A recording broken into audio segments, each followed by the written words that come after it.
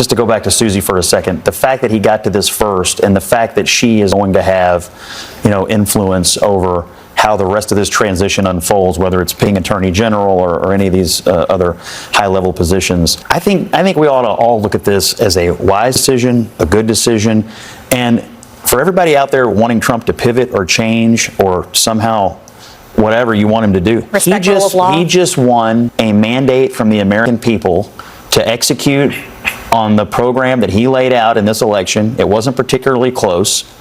And I think he ought to put people in place who are going to do it. That's what the people are asking for. Who will go after his enemies? I mean, that's not what he ran on. Yes, he did. It is explicit. He literally said that he was going to exact vengeance. You still don't understand how you lost. He ran on immigration. Don't say me. I'm not a Democrat. He ran on immigration. I'm a journalist. He ran on inflation. I'm not here paid to represent one of the many things he ran on. In addition, he ran on the issues that people care about. He ran on the economy. Nobody's saying that he didn't run on those things, but he also ran on vengeance. Yes, he did also run on going after the people who went after him. And journalists. It was a key feature of all of his speeches. Yes, Scott, he literally said, "I am your retribution." The Biden crime family, lock her up.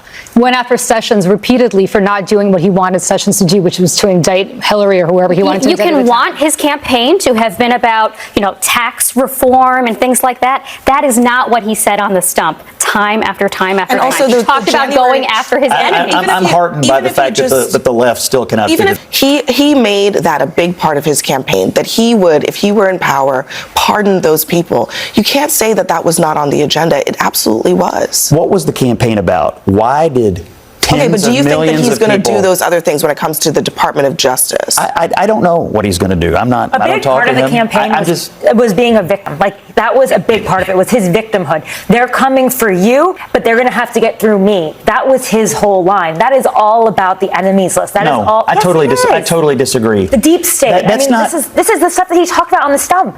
Unless you just don't want to listen to him. Those are his own words. I listen plenty. Scott, if you believe that people who violated the Capitol on January 6th committed a crime, which I would hope you would, because they weren't invited in the way they claimed they were, right? They were not there. They didn't go through security the way the rest of us have to go through to get into the Capitol. They were prosecuted. They were convicted. And now they're serving jail time. And he has said repeatedly that they're political prisoners and he is going to spring them, right? What does that tell you about how he's going to weaponize the Justice Department, and on whose behalf? On behalf of people who committed crimes for him. For him, not for anybody else. I mean, I admire your, I don't know if I want to call it naivete or optimism, that Trump is going to run on the policies you care about deregulation and tax cuts and whatnot. That's just not what his campaign was about.